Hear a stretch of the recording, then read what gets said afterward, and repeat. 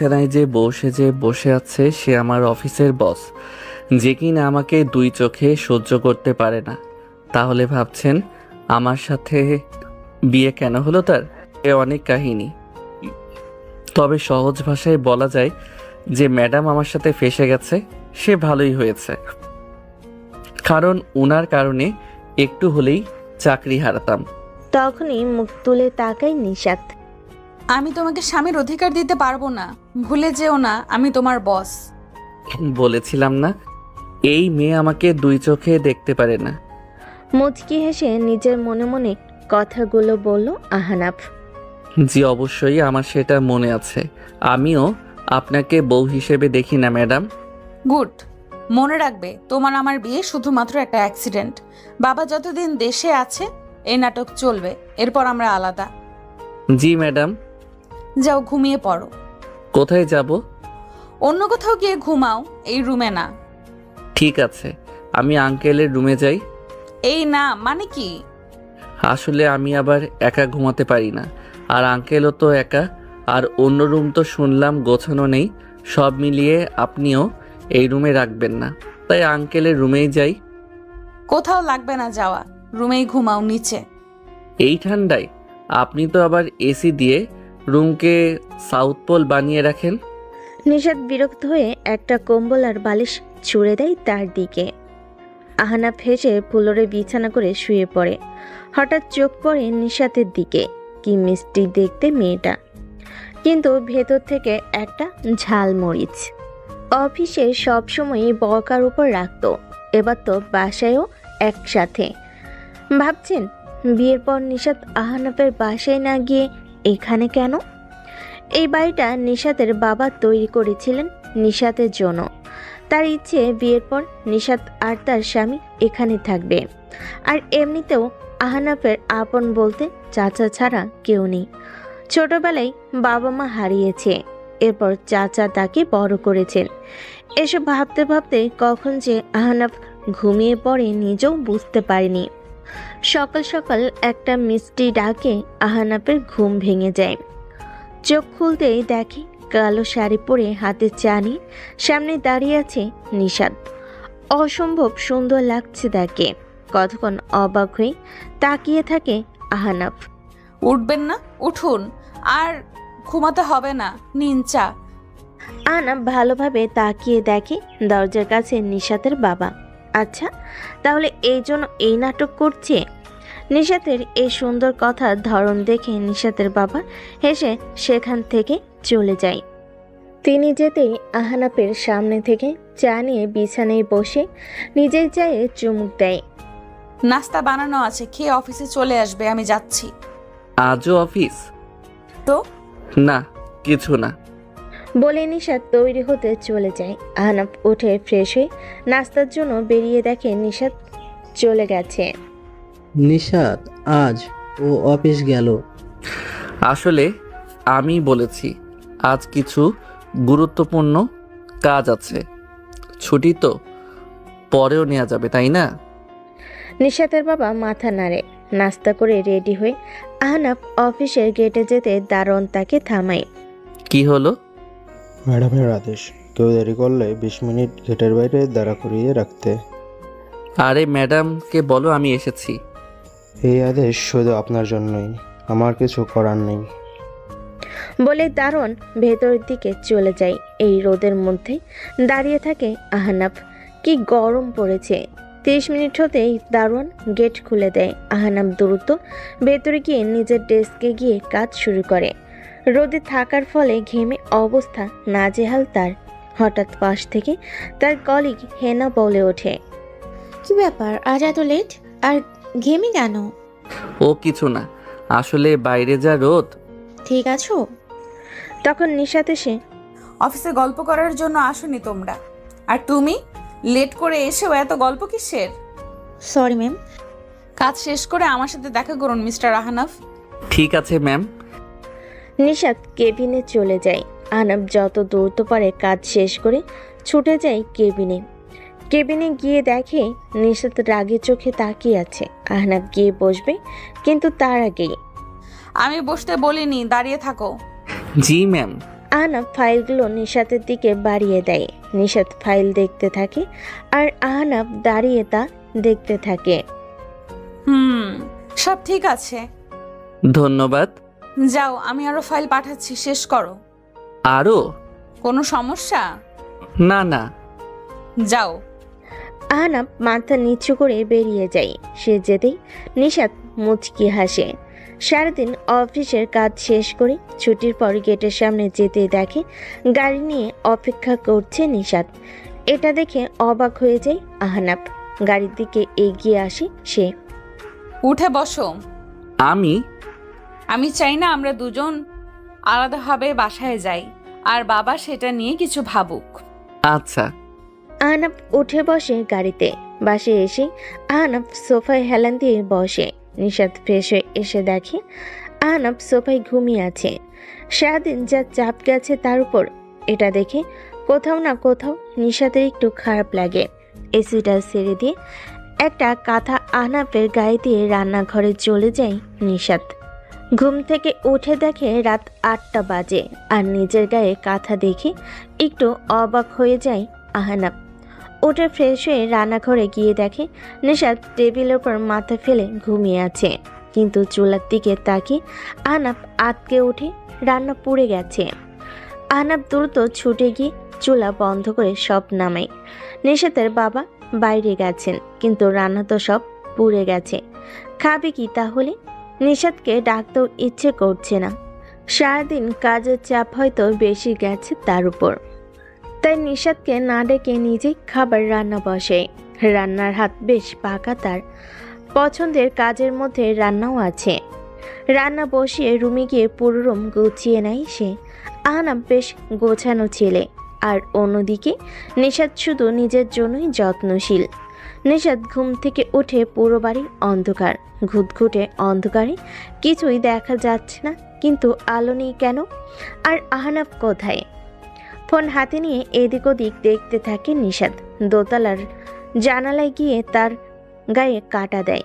বাড়ির ঠিক বাইরে কিছু বড় গাছ, যা দেখেই কারোর ভয়ে শরীর ঠান্ডা হয়ে যাবে। ভয়ে গলা শুকিয়ে যায় নিশাতের। দ্রুত সিঁড়ি দিয়ে নামতেই ধাক্কা লাগে কারোর সাথে, আর এর ফলে চিৎকার দিয়ে ওঠে নিশাত। কিন্তু তখনই ফোনের আলোতে দেখতে পায় নিশাতের সামনে দাঁড়িয়ে আছে আহনাফ। আহনাফকে দেখে যেন নিশাতের দেহে প্রাণ ফিরে আসে, আর ভয়ে ভয়ে আহনাফকেই নিশাত জড়িয়ে ধরে। আহনাফ হতবাক হয়ে যায়। নিশাতকে কান্না করতে আগে দেখেনি সে। নিশাত মেয়েটা সাহসী বলে জেনে এসেছে সে। তখনই আলো ফিরে আসে। আমি আসবো? বাবার কণ্ঠ শুনে নিশাতের হুঁশ ফিরে আসে। দ্রুত আহনাফকে ছেড়ে দূরে গিয়ে দাঁড়ায়। এরপর সেখান থেকে রুমে চলে যায়। নিশাতের বাবা হেসে সেখান থেকে চলে যায়, আর আহনাফ সেখানেই দাঁড়িয়ে থাকে। রাতে নিশাতের বাবা আর আহনাফ খাবার টেবিলে এসে বসে। নিশাত ফ্রেশ হয়ে গিয়ে দেখে রান্নাঘরে সব গোছানোই আছে। নিশাত ভাবে ঘুমানোর পর আহনাফ তার রান্না নামিয়ে গুছিয়ে রেখেছে, তাই সে সেগুলো ভেবেই টেবিলে এনে রাখে। আজ আমি তোমার জন্য স্পেশাল রান্না করেছি বাবা। বাহ, কি সেটা? তোমার পছন্দের চিলি চিকেন। কথাটা শুনে আহনাফ মাথা নাড়ে, কারণ সে তো চিলি চিকেন রান্না করেনি। কিন্তু আহনাফের ইশারা না বুঝে ঢাকনা খুলে দিতে নিশাত তার বাবা অবাক। কোথায় চিলি চিকেন?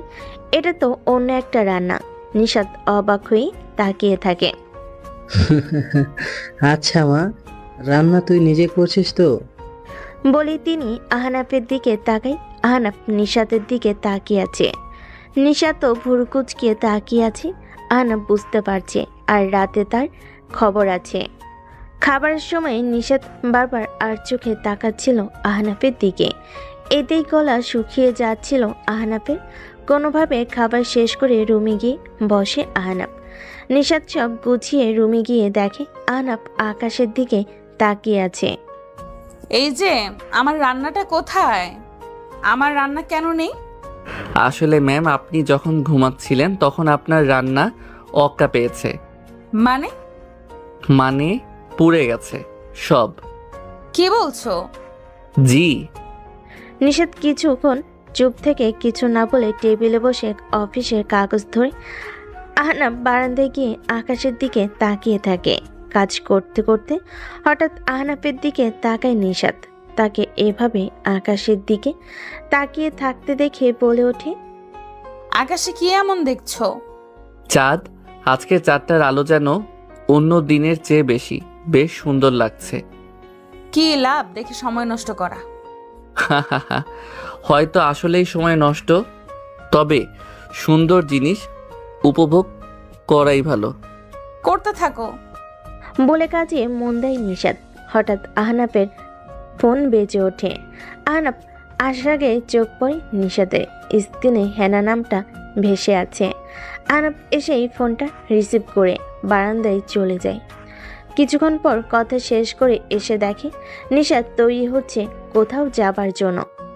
কোথায় যাচ্ছেন ম্যাম? রবিন কল দিয়েছে। এত রাতে কোনো ছেলের সাথে বের হওয়া ঠিক দেখায় না। তোমার সাহস কি করে হয় আমার উপর কথা বলার? আমি কি করব না করব তোমাকে জিজ্ঞেস করতে হবে? Sorry ma'am. ভবিষ্যতে এই সাহস আর দেখাবে না। বলেই রাগে গজগজ করতে করতে বেরিয়ে যায় নিশাত। আহনাফ চুপ করে দাঁড়িয়ে থাকে। জানালা দিয়ে দেখে নিচের গাড়িতে অপেক্ষা করছে রবিন, আর নিশাত গিয়ে গাড়িতে উঠে চলে যায়। জানালার পাশেই একটা চেয়ার নিয়ে বসে থাকে আহনাফ। রাত 1টা। নিশাত বাসায় ফিরেই দেখে রুমের লাইট জ্বালানো। রুমে গিয়ে দেখে জানালার পাশে আহনাফ চেয়ারে ঘুমিয়ে আছে। একরকম বিরক্ত হই টেবিল থেকে পানি নিয়ে আহনাফের গায়ে ছুঁড়ে দেয়। আহনাফ লাফিয়ে ঘুম ভেঙে উঠে দাঁড়ায়। সামনে তাকিয়ে দেখে নিশাত। নিজের জায়গায় ঘুমাও। বলে গজগজ করতে করতে চেঞ্জ করতে যায় নিশাত। আহনাফ বুঝতেই পারল না তার ভুল কি। তাও কিছু না বলে ফ্লোরে বালিশ নিয়ে ঘুমিয়ে পড়ে। পরদিন সকালে ঘুম ভেঙে যায় নিশাতের ডাকে। সেই সকালের নাটক, এরপর আবার অফিস। প্রতিদিন 20 থেকে 30 মিনিট বাইরে থাকতে হয় আহনাফের। আর রোজ রাতেই আড্ডায় বেরিয়ে যায় রবিনের সাথে নিশাত। এভাবেই কেটে যায় 1 মাস। কিন্তু এই মাসটাই রবিন ধীরে ধীরে আরও ক্লোজ হতে থাকে নিশাতের, যা আহনাফের ভালো লাগে না। আবার সাহস করে নিশাতকেও বলতেও পারছে না। ইতিমধ্যে নিশাতের বাবা গ্রামের বাড়িতে গিয়েছেন কিছু কাজে, তাই সকালের ভালো ব্যবহারটাও তেমন পায় না আহনাফ। কিন্তু একদিন রাতে আকাশ মেঘলা, যে কোনো সময় ঝড় শুরু হতে পারে। আহনাফ বারান্দায় দাঁড়িয়ে। নিশাত আজও বাইরে যাবার জন্য তৈরি হচ্ছে। আজ না গেলে হয় না? কেন? বাইরে যা আবহাওয়া, যে কোনো সময় ঝড় নামতে পারে। সমস্যা নেই বলে নিশাত বেরিয়ে যায়। আহনাফের ব্যাপারটা ভালো লাগে না। কেন যেন আজ মনটা অশান্ত হয়ে আছে। বাইরের পরিবেশটাও যেন তার মনের মতোই আপাতত স্তব্ধ, কিন্তু যে কোনো বড় ঝড় আসবে।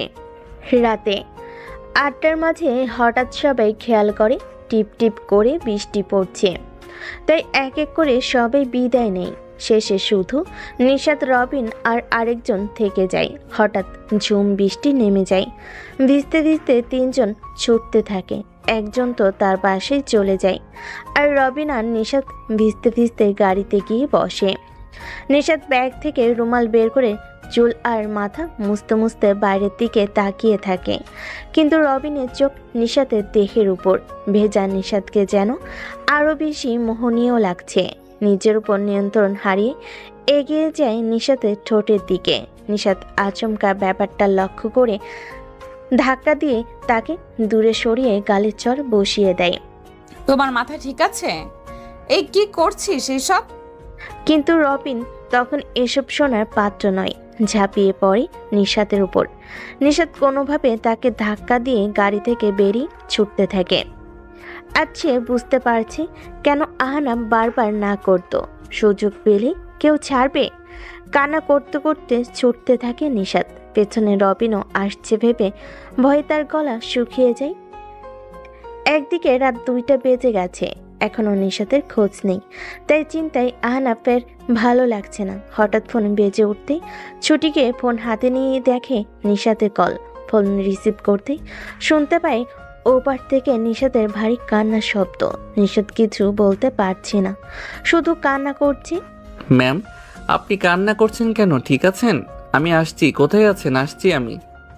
কিছু বুঝতে না পেরে যেভাবে আছে সেভাবেই বেরিয়ে পড়ে আহনাব, কিন্তু ছুটে বাড়ির গেটের সামনে আসতে দেখে গেটের সামনে ছাউনি নিচে হেলান দিয়ে মাথা গুটিয়ে কাঁদছে নিশাত। আহনাব তার সামনে বসতে নিশাত মুখ তুলে তাকায়। আমাকে ক্ষমা করে দাও, আমি আর রাতে বাইরে যাব না। কান্না জড়িত কথাগুলো ঠিক যেন আহনাবের বুকে লাগে, কিন্তু কি হয়েছে তার, আর কেনই বা নিশাত এসব বলছে? রুমে ফিরে নিশাত কিছু না বলে শাওরে চলে যায়। আহনাব কিছু বুঝতে না পেয়ে চুপচাপ অপেক্ষা করে। কিছুক্ষণ পর বেরিয়ে আসে নিশাত। আহনাবের দিকে তাকিয়ে দেখে আহনাব যেন কিছু জানার জন্য আগ্রহ নিয়ে বসে আছে। রাতে খেয়েছো? নিশাতের কথাটা শুনে আহনাব অবাক হয়ে তাকিয়ে থাকে। এই প্রথম নিশাত তার খোঁজ নিল খেয়েছে কিনা। আহনাবের মুখে একটা হাসি ফুটে ওঠে। না, এখনো খাইনি। আচ্ছা টেবিলে বসো, আমি খাবার নিয়ে আসছি। আহনাব মাথা নেড়ে উঠে গিয়ে টেবিলে বসে। নিশাত খাবার এনে বেড়ে দেয়। আহনাব যেন কোনো স্বপ্ন দেখছে, অবাক চোখে তাকিয়ে থাকে নিশাতের দিকে। এই স্বপ্ন কখনো শেষ না হলেই যেন সে খুশি। কাল একটা অনুষ্ঠানে যেতে হবে, যাবে? কোথায়? আমার একটা কাছের আপুর কোম্পানির ব্রাঞ্চ ওপেনিং। আমি গিয়ে করব? ফিরতে রাত হবে আমার, তুমি না গেলে একাই ফিরতে হবে। না না, আমি যাব। নিশাত মাথা নেড়ে খাবার শেষ করে উঠে যায়। আহনাব খুশিতে নেচে ওঠে। পরের দিন বিকেল, আহনাব ঘুমিয়েছিল। হঠাৎ কেউ তার গায়ে ধাক্কা দেয়। ধাক্কা খেয়ে উঠে লাফিয়ে দেখে সামনে নিশাত একটা কালো শাড়ি পরে আছে, খোলা চুল। আহনাব হা করে তাকিয়ে থাকে। মেয়েটা পরীর থেকে কম না। হা করে তাকিয়ে না থেকে উঠে ফ্রেশ হয়ে রেডি হয়ে নাও, এই স্যুটটা পরো। আহনাব তাকিয়ে দেখে একটা কালো স্যুট রাখা পাশে। আহনাব তুরত গিয়ে ফ্রেশ হয়ে তৈরি হয়ে নেয়। রেডি হয়ে এসে দেখে গাড়িতে নিশাত অপেক্ষা করছে, কিন্তু সে পাশের সিটে, এমনিতেই ড্রাইভার সিটে বসে। আহনাব কি দাঁড়ের সামনে। আজ গাড়ি তুমি চালাও। জি ম্যাম। আহনাব দ্রুত গাড়িতে উঠে বসে। বেশিক্ষণ লাগলো না পৌঁছাতে। সেখানে পৌঁছাতেই নিশাত সবার সাথে আলাপ করতে যায়, আর আহনাব খাবার স্টেশনে চলে যায়। খাদ্যপ্রিয় মানুষ সে। নিশাত কথা বলছিল সবার সাথে। তখনই আপু, আমাদের দেখলে না? নিশাত ঘুরে তাকিয়ে দেখে আনোয়ার আর মিম দাঁড়িয়ে আছে, পুরনো বন্ধু। আরে তোমরা এত দেরি কেন? আর বলবেন না, ওর তৈরি হতে এত সময় লাগলো। মোটেও না আপু। আচ্ছা হলো হলো। তামিম, মেহেদি, ফারিয়া সবাই ওদিকে আছে, চলো। বাহ, ওরা এলো আর আমাকে বললো না? মাত্র এলাম আমরা। এখানে সবাই আছে কিন্তু একজনই মিসিং। না, ওই তো এসে গেছে। কথাটা শুনে নিশাত তাকিয়ে দেখে গেট দিয়ে প্রবেশ করতেই সে। নিশাত ছুটে গিয়ে সামনে দাঁড়ায়। নিশাতকে দেখে হাসি মুখে তাকায় হায়া। কেমন আছো আপু? এই তো, তুমি? শুনলাম বিয়ে করেছ। তোমার উপর রাগ আমি, তুমি আসোনি। সরি রে, আসলে এখন তো সব একাই সামলাতে হয়, তাই আর কি। ঠিক আছে, চলো সবাই ওখানে। আমাকে এখন আবার একটু বের হতে হবে। কেন আপু? আজ কয় তারিখ? আজ তো তারিখটা মনে করতে নিশাতের মুখটা মলিন হয়ে যায়। হায়ার দিকে তাকিয়ে দেখে তার মুখেও একটা মলিন হাসি। আপু চলো, আমিও যাব। না, তুমি থাকো। না আপু, চলো। তখনই পাশে এগিয়ে আসে আহনাব, কিন্তু নিশাত তাকে থামিয়ে দেয়। তুমি থাকো, আমরা একটু পরেই ফিরে আসবো। ঠিক আছে ম্যাম। নিশাত আর হায়া গাড়িতে উঠে যেতে থাকে অজানা স্থানের দিকে। দেখতে দেখতে একটা বছর হয়ে গেল আপু। তোমাদের জন্য একটা বছর আমার কাছে যেন এক যোগ। কিন্তু আমি এখনো জানি না কেন হলো এমনটা। সব ঠিক ছিল আর এক মুহূর্তে সব শেষ। আমরা ওর হাসির ভেতরে লুকিয়ে থাকা কষ্ট বুঝতে পারিনি। জানো, এখন খুব ঘৃণা হয় নিজের উপর। প্রথমে পরিবার, এরপর কাছের মানুষ, বন্ধু বান্ধব, এরপর আমিও। কেউ বুঝতে পারেনি ও ধীরে ধীরে আমাদের থেকে দূরে যাচ্ছে। বুঝতে পারিনি ওর হাসিটা মিথ্যে ছিল। নিশাদ তাকিয়ে দেখে হায়ার চোখে পানি গাল বেয়ে বুক অব্দি নেমেছে। নিশাদ চুপ করে থাকে। আমাকে এত ভালোবাসা দিয়ে রেখেছিল যে আমি সেটার জন্য বুঝতেই পারিনি ওর ভিতরে কি চলছে। আর সে রাতে যখন ওই কলটা আসলো, সবটা শেষ। বলতেই গাড়ি থামায় নিশাদ। হায়া মাথার কাপড় দিয়ে গাড়ি থেকে নামে। রাস্তার পাশে কাঁচা রাস্তা ধরে একটু এগিয়ে যেতেই একটা বড় গাছ, আর তার নিচেই একটা কবর। আজও আকাশে ঝড়ো ভাব, বিদ্যুৎ চমকাচ্ছে বারবার। নিশাদ দূর থেকে তাকিয়ে দেখে কবরটা জিয়ারত শেষ করে ডুকরে কেঁদে ওঠে হায়া। নিশাদ চেয়েও পারছে না থামাতে। কিছুক্ষণ পর হায়া উঠে দাঁড়ায়, ঘুরে হাতটা ধরে। নিশাদ গাড়ি দরজা খুলে আর হায়া এসে গাড়িতে বসে। নিশাদ গাড়ি চালু দিতেই একটা বাজ পড়ে, আর সেই আলোতেই কবরে কাব্য নামটা স্পষ্ট দেখা যাচ্ছে। নিশাদ আর হায়া গাড়ি নিয়ে ফিরে আসে ভ্যানুতে। হায়া মুখ মুছে স্বাভাবিক হয়ে প্রবেশ করে। আড্ডায় বসে সবাই। তা নিশাত, তোমার স্বামী আসেনি? নিশাদ কিছুক্ষণ ভেবে উত্তর দেয়। খাবার নিয়ে পড়ে আছে। এটা শুনে সবাই হেসে দেয়। তামিম আনোয়ারার স্বামী হিসেবে কেমন? মোটামুটি। আচ্ছা তাই? সত্যি বলতে আমি নিজেকে অনেক ভাগ্যবতী মনে করি ওকে পেয়ে। ও আমার রান্নার ভুল কখনোই ধরেনি। মাঝে মাঝে খারাপ খারাপ হলেও চুপচাপ খেয়েও আমাকে বলবে না। তবুও আমি নিজেকে বলতে গেলেই শুনবে না। হয়, এমন ছেলেও হয়।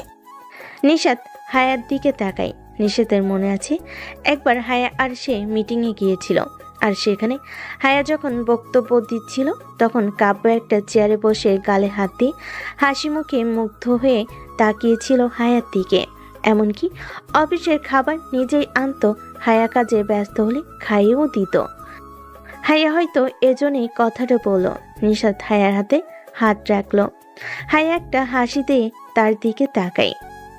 আর এমন ছেলেদের অনুভূতি অনেক গভীর হয়, বুঝতে পারার আগেই মাঝে মাঝে হারিয়ে যায়। হায়া আস্তে আস্তে বলে, যা নিশাদ শুনতে পায়। নিশাদ ঘাড় ঘুরিয়ে তাকিয়ে দেখে আহনাফ চেয়ারে দুপা ভাঁজ করে বসে খাবার খাচ্ছে। নিশাদ কিছু একটা আজ করতে পেরে দ্রুত উঠে এক গ্লাস পানি নিয়ে আহনাফের পেছনে গিয়ে দাঁড়ায়। কয়েক সেকেন্ডের মধ্যেই আহনাফের গলায় খাবার আটকে যায়। সে তো পানি আনেনি, কিন্তু পেছন থেকে গ্লাসটা বাড়িয়ে দেয়। আহনাফ দ্রুত পানি খেয়ে হাঁপ ছেড়ে বাঁচে। নিশাতের দিকে তাকিয়ে দেখে নিশাত মাথা নেড়ে সেখান থেকে হেঁটে যায়। নিশাত গিয়ে সবাই সহ খেতে বসে। তোমার হাজবেন্ডকে ডাকবে না? ও আগে খেয়ে নিয়েছে, এখন ডাকলেও খেতে পারবে না। কিন্তু তখনই পেছনে আহনাফ হাজির, বলে, আমি কখন বসবো খেতে? কথাটা শুনে সবাই হাঁ করে তাকিয়ে থাকে। বিশেষ করে নিশাত বড় বড় চোখ করে তাকিয়ে থাকে। আপনি আরো খাবেন? হ্যাঁ, তখন নাস্তা করলাম। আরে নিশাত, সমস্যা কি? বসো ভাই। 1 মিনিট। নিশাত ব্যাগ থেকে একটা ইনো বের করে পানিতে গুলে আহনাফকে দেয়। এটা আগে শেষ করে নাও, তারপর কিছুক্ষণ রেস্ট, তারপর খাবে। প্রয়োজনে আমি অপেক্ষা করব। আরে আমাদের এসব লাগবে না, চিন্তা করবেন না। অনুষ্ঠান থেকে ফেরার 1 ঘন্টা পর বিছানায় পেট ব্যথায় কাতরাতে থাকে আহনাফ। সামনে নিশাত চোখ গরম করে তাকিয়ে আছে। আহনাফের এবার কি হবে? আহনাফ ভয়ে ভয়ে নিশাতের দিকে তাকায়। নিশাত কিছুক্ষণ চোখ গরম করে তাকিয়ে মাথা নেড়ে উঠে রুম থেকে বেরিয়ে যায়। আহনাফ চুপ করে শুয়ে থাকে। তখনই আবার নিশাত কিছু মেডিসিন নিয়ে এসে আহনাফের সামনে বসে। এক এক করে 2টো ট্যাবলেট আহনাফের হাতে ধরিয়ে দেয়, পানির গ্লাস সহ। এগুলো সহ খেয়ে নাও। জি। নিশাত উঠে চেঞ্জ করতে চলে যায়। পরের দিন নিশাত একাই অফিসে চলে যায়। আহনাফকে বলে যায় যেন বিছানা থেকেও না ওঠে। সকাল থেকে একা থাকতে থাকতে আহনাফ বিরক্ত হয়ে যায়। দুপুর হয়ে আসতেই ভাবলো একটু হেঁটে আসবে, কিন্তু বিছানা থেকে বাইরে পা রাখতে কারোর একটা ছায়া দরজায় পড়ে। আহনাফ তাকিয়ে দেখে নিশাত অফিস থেকে ফিরে রুমের দরজায় দাঁড়িয়ে আছে। আমি তোমাকে না করেছিলাম উঠতে। Sorry ma'am. আমি রান্না করে নিচ্ছি, তোমার কিছু চাই? না না, ঠিক আছি আমি। ঠিক আছে। নিশাত রান্না করতে চলে যায়। হঠাৎ নিশাতের পরিবর্তন দেখে আহনাফ অবাক, আবার খুশিও। দুপুরে রান্না শেষ করে খাবার সোজা রুমেই নিয়ে আসে নিশাত। বেশ ভালো খাবার, ঝাল ছাড়া। খাবার শেষ করে নিশাত অফিসের কাজে বসে। তখনই আহনাফ উঠে দাঁড়ায় তার সামনে। কিছু বলবে? আসলে সব বন্ধুরা আজ দেখা করার কথা। আমি যাই। পেটের ব্যথা? এখন নেই তো। আচ্ছা, কিন্তু 9টার আগে ফিরবে। মাত্র 9টা? ঠিক আছে ম্যাম। বলে আহনাফ তৈরি হয়ে নেয় বের হতে। দাঁড়াও। নিশাতের ডাকে দরজায় থমকে যায় আহনাফ। নিশাত উঠে ব্যাগ থেকে একটা ঘড়ির বক্স বের করে ঘড়িটা আহনাফের হাতে পরিয়ে দেয়। আহনাফ অবাক, কারণ এটা সেই ঘড়ি যা সে গতরাতে অনলাইনে দেখেছে আর তার খুব পছন্দ হয়েছিল, কিন্তু দাম বেশি, তাই আর ভাবিনি এই ব্যাপারে। এত দামি ঘড়ি আর নিশাত জানলো কিভাবে? ঠিক 9টার আগে ফিরবে। বলেই নিশাত নিজের জায়গায় গিয়ে বসে। ঠিক আছে, আসি আমি। রাত 8:45। আহনাফ এখনো বাসায় আসেনি। খাবার টেবিলে খাবার সাজিয়ে বসে আছে নিশাত। এখনো আহনাফের খোঁজ নেই। নিশাত উঠে বাদবাকি কিছু কাজ সেরে নেয়। রাত 9:27। এখনো আহনাফ আসেনি। রাত 10:37। টেবিলে ঘুমিয়ে পড়েছিল নিশাত। উঠে দেখে আহনাফ এখনো আসেনি। এবার চিন্তা বাঁধে মনে, কিন্তু তখনই ফোন বাজে তার। দ্রুত ফোন হাতে নিয়ে দেখে আহনাফের কল। কানে নিতেই শুনতে পায়। হ্যালো, কে? আহনাফের বস বলছেন? আসলে ম্যাম, ওর পরিবারের তো কেউ নেই। ওর বাসায় ফেরার সময় রাস্তায় অ্যাক্সিডেন্ট করেছে। আমরা ওকে সিটি হসপিটালে নিয়ে এসেছি। আপনার কাছে ওর আপন কারো নাম্বার থাকলে জানিয়ে দিন। বলেই কল কেটে যায়। স্তব্ধ হয়ে যায় নিশাত। সময় নষ্ট না করে দ্রুত গাড়িতে উঠে রওনা দেয়। খুব খারাপ লাগছে তার। হঠাৎ আয়নার দিকে তাকাতেই অবাক হয়ে যায়। তার চোখ ভেজা। আহনাফের জন্য? কিন্তু কেন? এসব ভাবতে ভাবতেই নিশাত হসপিটালে পৌঁছায়। দ্রুত ভেতরে গিয়ে খোঁজ নেয়। কেবিনের সামনে এসে দেখে আহনাফের বন্ধুরা দাঁড়িয়ে আছে। তাকে দেখে সবাই একটু এগিয়ে আসে। ম্যাম, আপনি ওর বস না? ওর কি পরিবারে কেউ আসেনি? মানে ওর চাচা আর আপন কেউ? নিশাত রেগে আছে প্রচুর। রেগে বলল, আমাকে এত পরে কেন কল দিলে? সবার আগে কেন না? ম্যাম, ওর ফোনে আমাদের নাম্বার বাদে শুধু 2টো নাম্বার ছিল। ওর চাচা আর বস, মানে আপনার। মানে এই ব্যাপারে অফিসের বস কি করবে তাই আমরা ও ঠিক আছে। জি ম্যাম, ও একটু জন্য বেঁচে গেছে। ও প্রায় ট্র্যাকের সামনে চলে গিয়েছিল, কিন্তু কেউ একজন ওকে অন্যদিক থেকে টান দেয়। এরপর আমরা গিয়ে দেখি ওর মাথা ফেটে অজ্ঞান হয়ে পড়ে আছে। এরপর আমরা এখানে নিয়ে এলাম। এখনও অজ্ঞান। ডাক্তার বলল কিছুক্ষণের মধ্যে জ্ঞান ফিরবে। নিশাত কেবিনের দরজা খুলে ভিতর গিয়ে আহনাফের পাশে বসে। চোখ মুছে নিজেকে সামলে নেয়। বাইরে থেকে তাদের থেকে আহনাফের ফোনটা নিয়ে এসেছে সে। ফোনে আসলেই তার নাম্বার বস দিয়ে সেভ করা।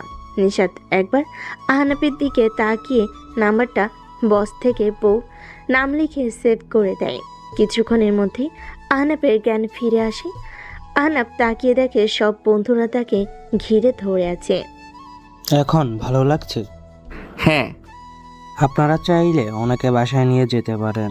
ওনার গুরুতর কিছু হয়নি, শুধু খেয়াল রাখবেন মাথায় যেন চাপ না লাগে। ঠিক আছে ডাক্তার। কিছুক্ষণ বিশ্রাম নিয়ে আহনাফ ওঠে। ফোন হাতে নিয়ে দেখে রাত 3টা বেজে গেছে। এই সময় ডাক্তার।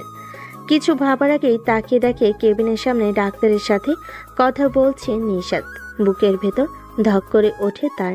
কথা শেষ করে কেবিনে আসে নিশাত। নিশাত আহনাফের দিকে একবারও তাকায়নি, বরং তার বন্ধুদের বলে যেন তারা সহ আহনাফকে গাড়িতে নিয়ে আসে।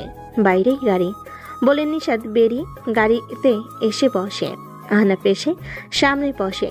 তার সাথে 3 বন্ধু পিছনে ছিটে নিশাত গাড়ি চালাতে শুরু করে। বাহ আহনাফ, তোর বস খুব ভালো। আহনাফ তাকিয়ে দেখে নিশাত যেন প্রচন্ড রেগে আছে। হ্যাঁ বস, আমি। ও খুব ভালো কাজ করে, তাই বস হয়ে ওর কেয়ার করি। বস তো তাই। আহনাফ বুঝতেই পারল না কেন সে একটা কথাই এতবার বস উচ্চারণ করলো। একে একে সবাইকে নামিয়ে দিয়ে বাসায় ফিরে আসে নিশাত আর আহনাব।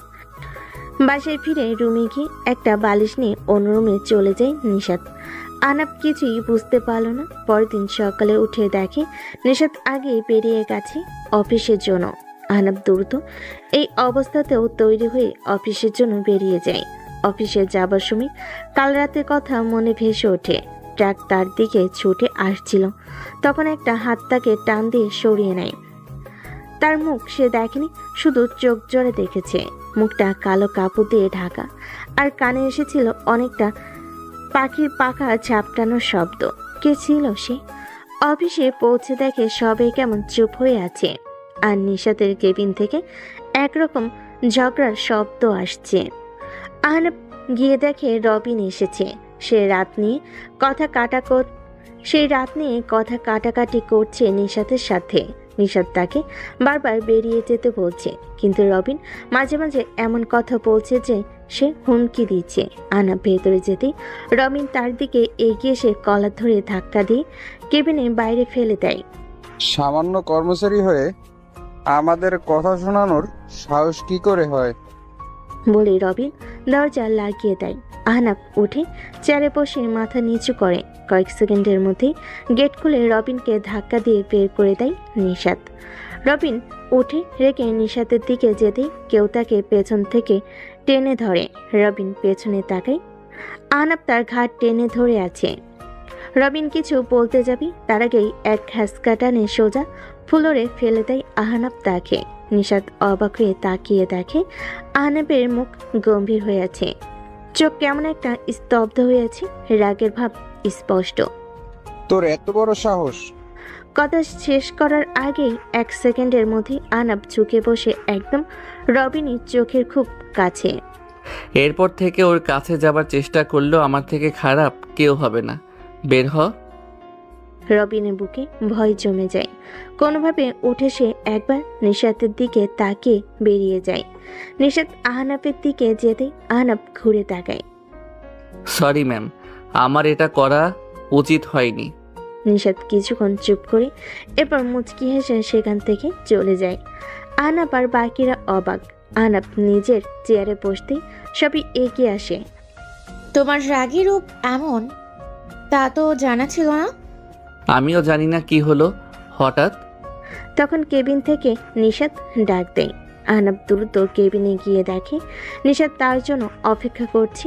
আহনাব গিয়ে সামনে দাঁড়ায়। আমরা দুপুরেই বাসায় ফিরবো, কাজের চাপ নেই, এখানে বসে থাকো। কিছু কাজ এগিয়ে রাখি। চুপচাপ করে বসো।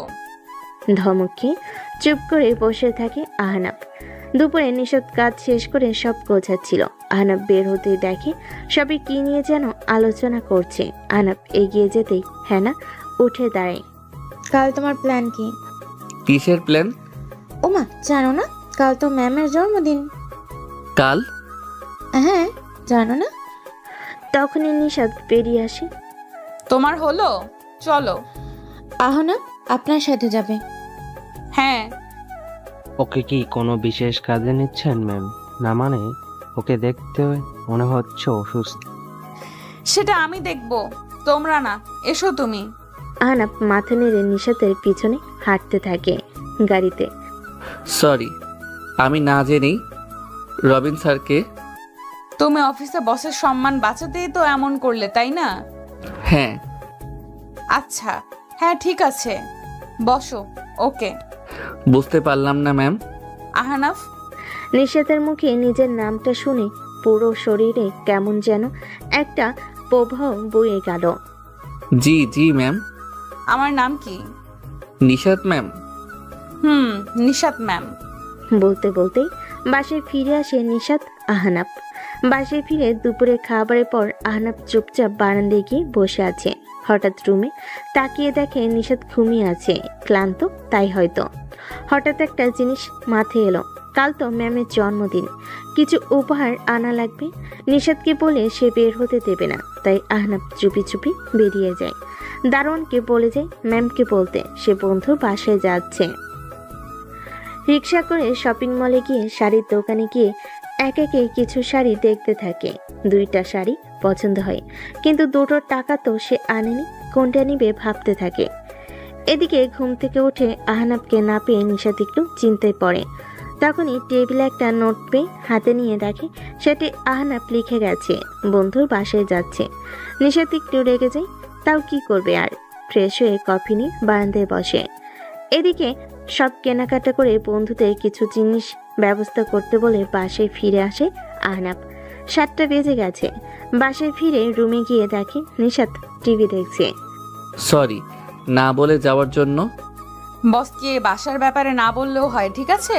টেবিলে পিঠে আছে, বসো, নিয়ে আসছি। নিশাত উঠে গিয়ে পিঠে আর কফি নিয়ে আসে। মুভি দেখবে? আচ্ছা ম্যাম। এরপর দুজন একটা মুভি দেখতে থাকে, কিন্তু আহনাবের মাথায় চলছে রাত 12টার প্ল্যান। 10টা 40 একটা কল আসে নিশাতের। নিশাত উঠে কথা বলতে বলতে বারান্দায় চলে যায়। কিছুক্ষণ পর ফিরে আসে। কে কল দিয়েছে? বন্ধুরা রাত 12টার পর আমার জন্মদিন, তাই যেতে বলল। কিছু অ্যারেঞ্জ করেছে হয়তো। যেতেই হবে। কেন, তোমার কিছু প্ল্যান আছে নাকি বসের জন্মদিনে? আছে। বস তো অফিসে দিতে পারবে। বলে নিশাত হাঁটা ধরে। যদি স্বামী হিসেবে না যেতে বলি? নিশাতের ভেতর ধক করে ওঠে। আলতোভাবে তাকাই আহনাফের দিকে। বলে দেখো। ম্যাম? ম্যাম? না মানে নিশাত, আজ আমারও কিছু প্ল্যান আছে, থেকে যান। নিশাতের বুক থেকে যেন একটা পাথর সরে যায়। ফোনটা তুলে কাউকে কল দেয়। হ্যালো, সরি আমি আসতে পারবো না, আমার স্বামী আজ আমাকে সারপ্রাইজ দেবে। আহনাফ চোখ বড় বড় করে তাকায়। কল কেটে নিশাত আহনাফের দিকে একবার তাকায়। এবার দেখি কি প্ল্যান তোমার তোমার বস বউয়ের জন্য। আহনাফের মুখে হাসি ফুটে ওঠে। কি প্ল্যান করেছে আহনাফ নিশাতের জন্মদিনের জন্য? রাত 11টা 30 বাজতে চলো। নিশাত বসে আছে একভাবে আহনাফের সামনে। আহনাফ বারবার ঘড়ির দিকে তাকাচ্ছে। 11টা 45 বেজে যায়। আহনাফ উঠে দাঁড়ায়, হেঁটে বাইরে কোথাও চলে যায়। নিশাত বুঝতে পারছে না কোথায় গেল আহনাফ। কিছুক্ষণ পর আহনাফ হাতে একটা বক্স নিয়ে ফিরে আসে। এসে নিশাতের সামনে দাঁড়ায়। এতে কি? খুলে দেখুন। নিশাত বক্সটা খুলতে দেখে নীল আর মেরুনের মধ্যে একটা সুন্দর শাড়ি। নিশাত মুগ্ধ হয়ে তাকিয়ে থাকে শাড়ির দিকে। 12টার আগেই দিলে যে? না, এটা সারপ্রাইজ না, এটা পরে আসুন, জলদি যান, সময় হয়ে এলো। কিসের সময়? আহা যান না। নিশাত মাথা নেড়ে চেঞ্জ করতে চলে যায়। 11টা 57। নিশাত শাড়ি পরে বের হয়। নিশাতকে এই শাড়িতে দেখে আহনাফ মুগ্ধ হয়ে তাকিয়ে থাকে। এই যে দেখা হলো। So sorry ma'am. এবার সারপ্রাইজটা। আসুন আসুন। নিশাতকে নিয়ে দ্রুত ছাদে চলে যায় আহনাফ। পুরো ছাদ অন্ধকার। ছাদ অন্ধকার কেন? কিছুই দেখা যাচ্ছে না। নিশাতের কথা শুনে একটু হাসি আহনাফ। তাদের বাড়িটার আশেপাশে কোনো বাড়ি নেই, তাই আলাদাও আলো নেই। 12টা বাজতেই একটা জোয়ালো শব্দ হয়, আর এক একে বাড়ির চারপাশ থেকে আতশবাজি আকাশে গিয়ে ফাটতে শুরু করে। একের পর এক পুরো আকাশ আলোকিত হয়ে যায়। নিশাত মুগ্ধ হয়ে আকাশের দিকে তাকিয়ে থাকে। এভাবে 5 মিনিট আতশবাজি ফাটার পর পুরো ছাদ আলোকিত হয়ে যায়। সুন্দরভাবে সাজানো ছাদ। নিশাত অবাক হয়ে সেদিকে তাকাতে থাকে। এইসব কখন, কিভাবে? তুমি তো আসলে যখন আপনি ঘুমিয়েছিলেন তখন এতে আমাকে কিছু মানুষ সাহায্য করেছে। বলতে নিশাতের বাবা নিশাতের এক ফ্রেন্ড কেক নিয়ে ভেতরে আসে। বাবা মিলি। হ্যাঁ মা, আমি দুপুরে ফিরে দেখি তুই ঘুমাচ্ছিস। এরপর আহনাফ আমাকে বাকিটা বলল। সরি ম্যাম, না বলে। নিশাত কেক কাটে। প্রথম টুকরো হাতে নিয়ে দেখে আহনাফ দূরে দাঁড়িয়ে আছে। নিশাত এগিয়ে আহনাফের মুখে কেক পুড়ে দেয়। আহনাফ বড় বড় চোখ করে তাকিয়ে থাকে অবাক হয়ে। নিশাতের বাবা আর মিলি হাসতে থাকে। আহনাফ একটু লজ্জা পেয়ে যায়। নিশাত মা, কাল তুমি আর আহনাফ হায়ার গ্রামে বেড়াতে যাচ্ছ। বিকেলের ট্রেন। বাবা এই হঠাৎ? বিয়ের পর তোমরা কোথাও যাওনি, আর হায়া বলল গ্রামে যাচ্ছে। ও তোমাদের এবার যেতে হবে ওর সাথে। কই, আপু তো আমাকে কিছু বলেনি। আজই বললো আমাকে। তোমার ফোন নাকি অফ? ও হ্যাঁ, সন্ধ্যায় অফ হয়েছিল। তাহলে কাল তৈরি হয়ে যাবে। বাবা অফিস থেকে সোজা যাবে। অফিস কেন? বাবা কিছু ফাইলে সাইন করতে হবে। আচ্ছা ঠিক আছে। পরের দিন সকাল। আহনাব তৈরি হয়ে বসে আছে, কিন্তু নিশাত এখনো তৈরি হচ্ছে। ম্যাম, আর কতক্ষণ লাগবে? 5 মিনিট। তুমি চাবি নিয়ে গাড়ি বের করে নাও, আমার টেবিলের চাবি। আহনাব মাথা নেড়ে চাবি বের করে বের হবে তখনই। সোফায় দেখো স্যুট রাখা নীলচে, ওটা পরে নাও। আমি তো পড়তে পারবো না, তাই না? ঠিক আছে ম্যাম। স্যুটটা হাতে নিয়ে গাড়ি চড়াই আহনাব। আয়নার সামনে দাঁড়াই আহনাব। দারুণ লাগছে তাকে। চাবি নিয়ে বেরিয়ে যায়। গাড়ি নিয়ে গেটের সামনে দাঁড়ায় আহনাব। তখনই গেট খুলে বেরিয়ে আসে নিশাত। আহনাবের শাড়িটা পরে, খোলা চুল। রাতে যত সুন্দর লাগছিল তার থেকেও এখন অনেক গুণ বেশি সুন্দর লাগছে তাকে। একদম পরি। নিশাত এসে সামনে তার পাশে বসে। চালাও। জি ম্যাম। আহনাব কোনোভাবে চোখ সরিয়ে গাড়িটা নিয়ে বেরিয়ে পড়ে। অফিসের নিচে সবে অপেক্ষা করছে নিশাতের জন্য ফুল নিয়ে। গাড়ি আসতেই সবে এগিয়ে আসে। আহনাব আগে বেরিয়ে দরজা খুলে দেয়। নিশাত বেরিয়ে আসে।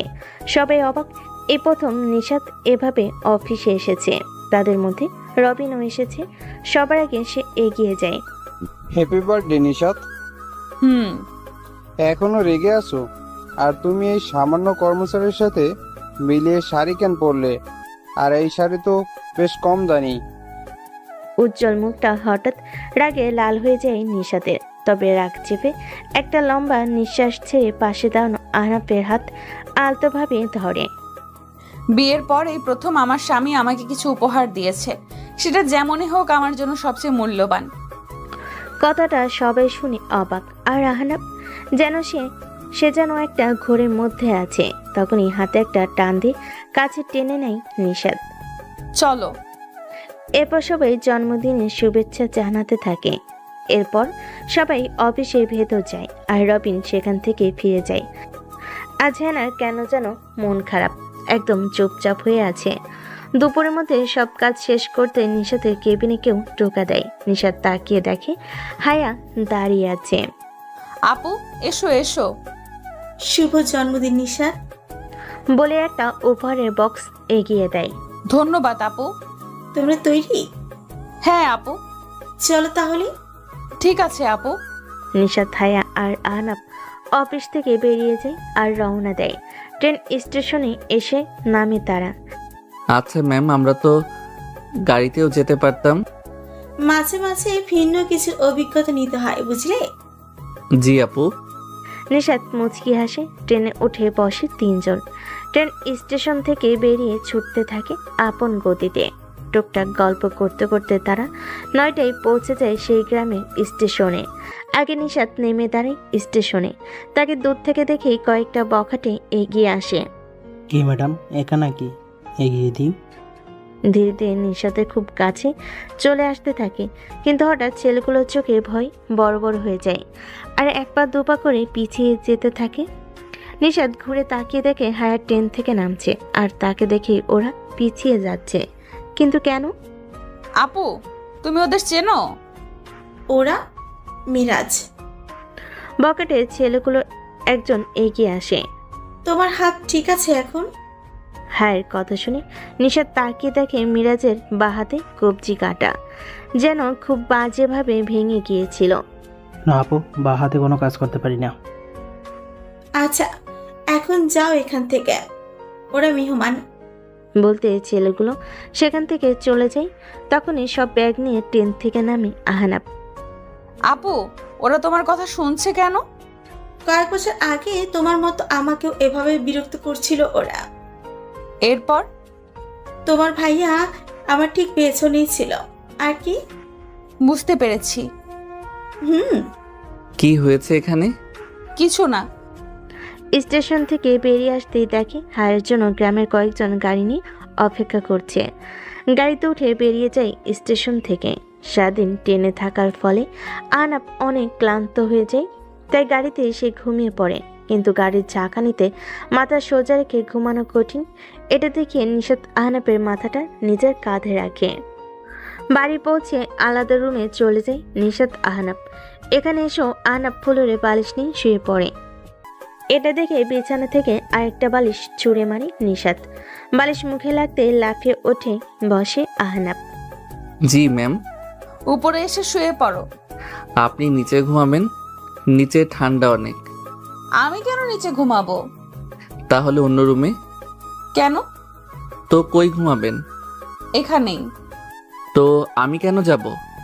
আসতে বলেছি তাই। না মানে। এসো। ধমকে বিছানায় শুয়ে পড়ে আহনাব, তবে মাঝে একটা বালিশ দিয়ে। নিশাত মুচকি হাসে। মাঝরাতে আহনাব জেগে উঠে একটা ছোঁয়ে। চোখ মেলে তাকিয়ে দেখে নিশাত তাকে জড়িয়ে আছে।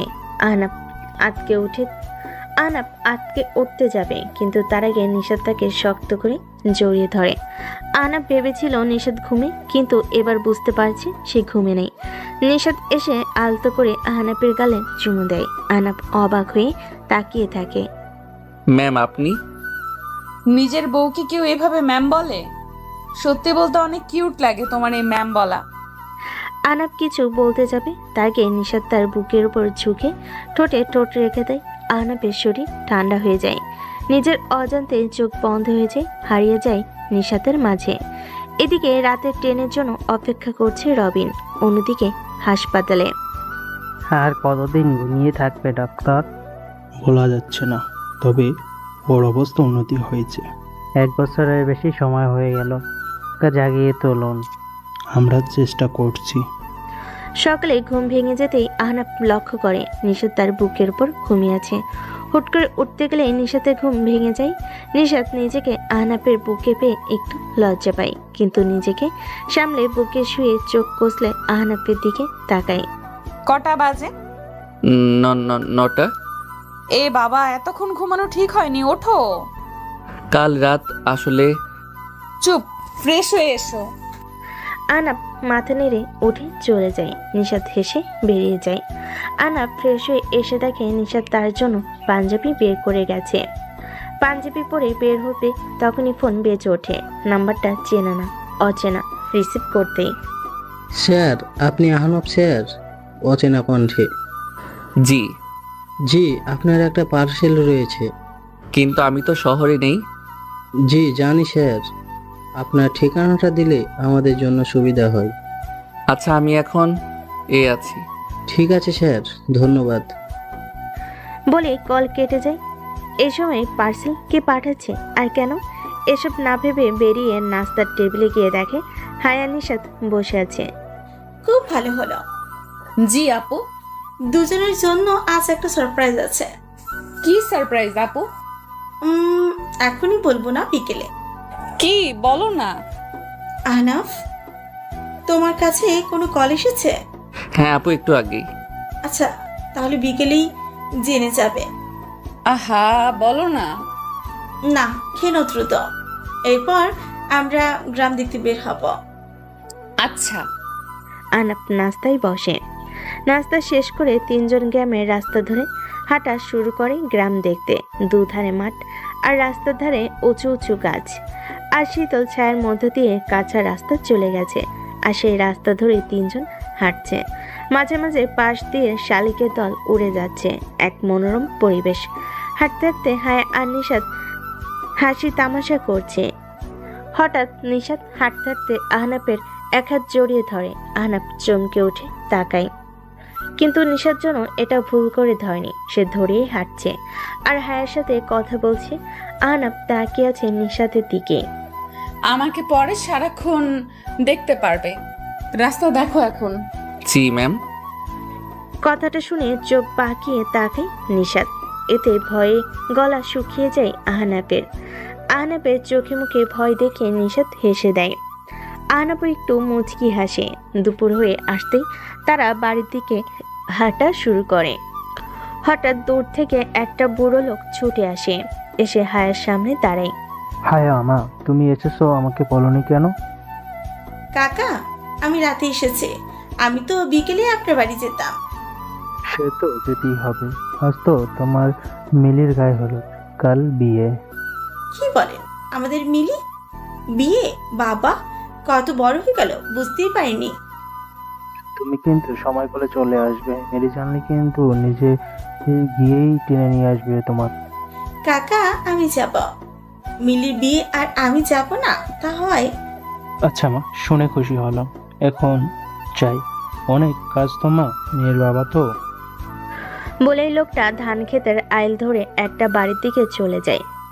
আজ গায়ে হলুদে যেতে হবে, গ্রামের বিয়েটাও দেখে নেবে তোমরা। আপু, বেশ ভালো হলো। আমি কখনো গ্রামের বিয়ে দেখিনি, আজ দেখব। আপু, তাহলে তো আমাকে একটু শপিং মলে যেতে হবে। কেন? আসলে আমি গলায় পরার কিছু আনিনি। শাড়ির সাথে কিছু না পরলে কেমন লাগবে বলো? এখান থেকে সবচেয়ে কাছের শপিং মলের দূরত্ব 3 ঘন্টার। কি বলো? তাহলে বললাম না, ভেবো না, সারপ্রাইজ আছে। আচ্ছা, তুমি কি বলবে ঠিকভাবে? বাড়ি চলো। হ্যাঁ আপু, আমার অনেক ক্ষুধা পেয়েছে। তোমার তো সারাদিনই ক্ষুধা পায়। আসলে সত্যি খিদে পেয়েছে। হ্যাঁ হ্যাঁ, চলো। বাড়ি এসে হায়া রান্নার খোঁজ নেয়। বাড়ির লোকেরা জানে সবই। এদিকে নিশাদ গোসল শেষ করে এসে আয়নার সামনে দাঁড়ায়। ভেজা চুল, এখনো পানি পড়ছে। তখনই পেছন থেকে আহনাফ এসে তাকিয়ে দেখে হতবাক হয়ে তাকিয়ে থাকে। কেন যেন একটা নেশার মতো কাজ করছে নিশাদকে দেখে। এইদিকে এসো তো। হ্যাঁ। আহনাফ এগিয়ে যায়। নিশাদ তোয়ালেটা আহনাফের হাতে ধরিয়ে দেয়। আমার চুলটা মুছে দাও হালকা হাতে। আমি? কোনো সমস্যা? না মানে। কোনো সমস্যা? না ম্যাম। নিশাদ আয়নার সামনে বসে আর আহনাফ পেছনে দাঁড়িয়ে আস্তে আস্তে চুলে তোয়ালে বুলিয়ে শুকাতে থাকে। তা রাতে কি রঙের পাঞ্জাবি পরবে? জানি না, একটা পড়লেই হলো। জানি না মানে? এখনো ভাবোনি?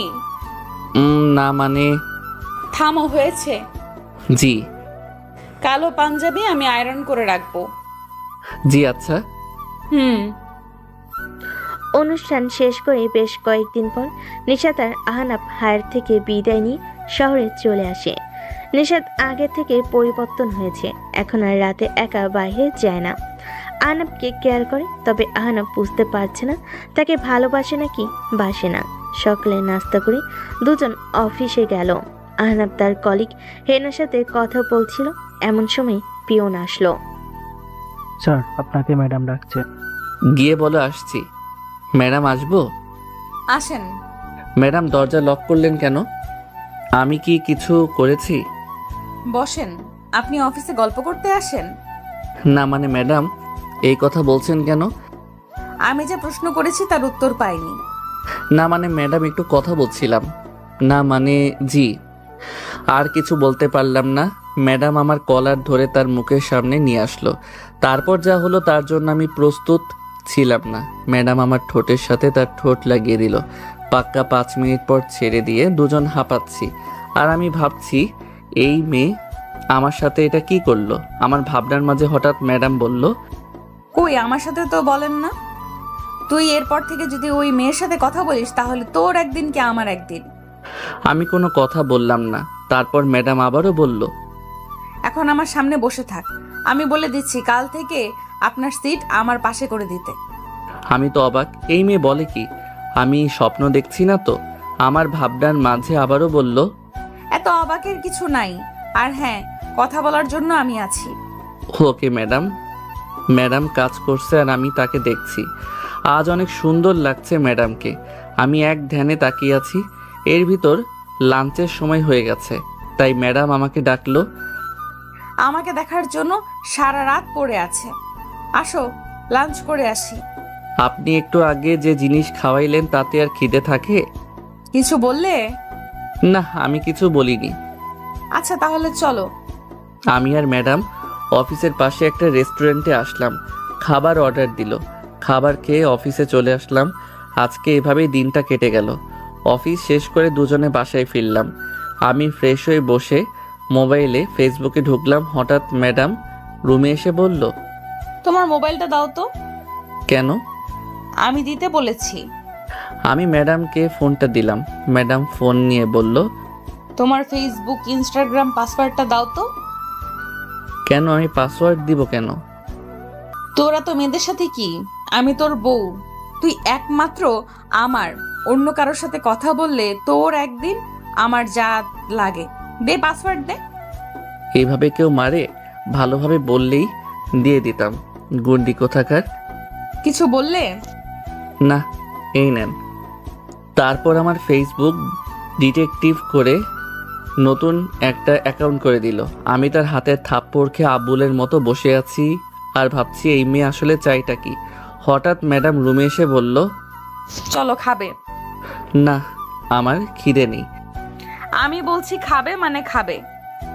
সব আমার কথা মতো হবে নাকি? হ্যাঁ, সব আমার কথা মতো হবে। এই কথা বলে ম্যাডাম আমার কলার ধরে ঠোঁটে ঠোঁট মিলিয়ে দিল। কিছুক্ষণ পর ছেড়ে দিয়ে দিল। আমি তার দিকে তাকাতেই দেখলাম লজ্জাই হয়ে গেছে সব। সেই করে আবার সেই লজ্জা পায়। তারপর বলল, আমি তোর বউ, তুই আমার কথা শুনবি না কার কথা শুনবি? আচ্ছা ম্যাডাম। আমি তো ম্যাডামই। নেক্সট টাইম যদি ম্যাডাম বলো তাহলে খবর আছে। তাহলে কি বলবো? আমি তোর বউ, তাই নিশাত বলে ডাকবি। আচ্ছা। চলো খেতে চলো। আমার খিদে নেই। আহালে আমার বাবুটা রাগ করেছে। রাগ করো না, আমি তোমার 5টা না 10টা না একটা মাত্র বউ। আমার উপর রাগ করো না। রাতে আদর দিমনে। চলো এখন খাবে। তারপর ম্যাডাম আর আমি ডিনার শেষ করে রুমে আসলাম। আমি নিচে ফ্লোরে বিছানা করছিলাম, তখন বউ আসলো। তুমি এটা কি করছো? ঘুমাবো, বেড ঠিক করছি। না, তুমি এখানে ঘুমাবে না। তাহলে? উপরে আমার সাথে ঘুমাবে। কিন্তু কোনো চিন্তা নয়। তারপর আমি আর কোনো কথা না বলে খাটের এক কর্নারে গিয়ে অন্যদিকে তাকিয়ে শুয়ে আছি। এরপর নিশাত আমার পেছন থেকে জড়িয়ে ধরলো। এসব কি হচ্ছে? তুমি এভাবে জড়িয়ে ধরছো কেন? আমার না কোলবালিশ জড়ায় ধরে ঘুমানোর অভ্যাস। তাহলে তুমি ও পাশে কোলবালিশ আছে, সেটাকে জড়িয়ে ধরে ঘুমাই। এখানে কোনো কোলবালিশ নেই। মানে? আমার কোলবালিশ কোথায় গেল? ওটা আমি ফেলে দিয়েছি। ফেলে দিছো মানে? কিন্তু কেন?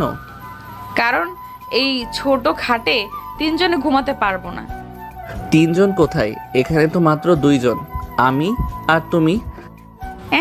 ওই যে কোলবালিশকে নিয়েই তো 3 জন। আমি তো ওই কোলবালিশটা ছাড়া ঘুমাতে পারি না। তাহলে এখন আমি কি জড়িয়ে ধরে ঘুমাবো? কেন তুমি আমাকে আর আমি তোমাকে দুজনকে জড়িয়ে ধরে ঘুমাবো? না, আমি তোমাকে কিছুতেই জড়িয়ে ধরে ঘুমাবো না। তুমি না ঘুমালে না ঘুমাবে, কিন্তু আমি তো তোমাকে জড়িয়ে ধরেই ঘুমাবো।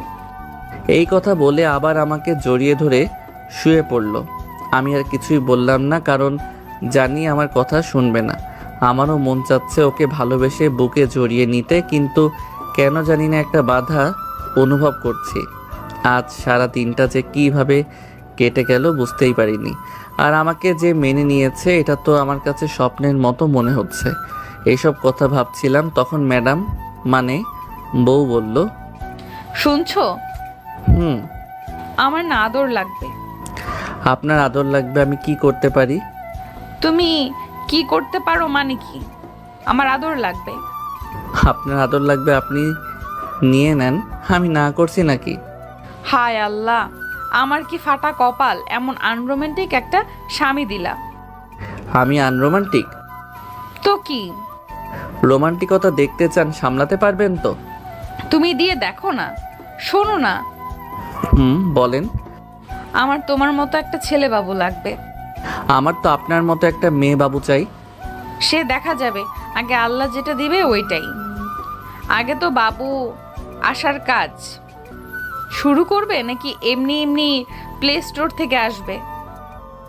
আর কি, আমি সম্মতি পেয়ে ম্যাডামকে কাছে টেনে নিলাম। তারপর একে অপরের মাঝে মিশে গেলাম। আমি ম্যাডামের নাভিতে একটা চুমু খেলাম। তারপর নিচে নামতে লাগলাম, আর ম্যাডাম আমার সারা শরীরে কিস করছে আর এক হাত দিয়ে মাথায় হাত বুলিয়ে দিচ্ছে। এরপর আমরা চলে গেলাম অন্য জগতে। সকালে ঘুম ভাঙলো নিশাতের চুলের পানিতে। চোখ খুলে দেখলাম নিশাত মাত্র শাওয়ার নিয়ে বের হয়েছে। আমি বললাম, তুমি একা শাওয়ার নিলে? তাহলে কি করব? দুজনে একসাথে নিতাম। আহা, শখ কত! অফিসে যেতে হবে, তাড়াতাড়ি ওঠো। এতদিন পর বউকে কাছে পেলাম, আর বউ কিনা আনরোমান্টিক। হায় আল্লাহ। রাতে দেখা যাবে কত দূর পারো। এখন রেডি হয়ে নাও, অফিস যাব। নিশাত ওর ফোনে আমার আইডি লগ ইন করে সোজা আগে মেসেঞ্জারে ঢুকলো। এই মেয়েদের শুধু একটাই কাজ, একটু কারোর সাথে কথাও বলতে দেবে না। আল্লাহ জানে যে এখন কি হতে চলেছে। আগে দু একটা মেয়ের সাথে এমনি কথা বলতাম, যদি এটা মাইন্ড করে তাহলে আমি শেষ। ও ফোনের দিকে একবার তাকাচ্ছে আর আমার দিকে একবার তাকাচ্ছে। ভাব ভালো না, ও দেখুক। ততক্ষণে বারান্দায় থেকে ঘুরে আসি, না হলে এখানে থাকলে আমি শেষ। তাই টুক করে বারান্দায় চলে আসলাম। নীলা একদিকে ফোনের মেসেজগুলো দেখে রেগে আগুন। শালার হারামি একটা, আমি থাকতেও অন্য মেয়ের সাথে কথা বলা। দাঁড়া, দেখাচ্ছি তোর মজা।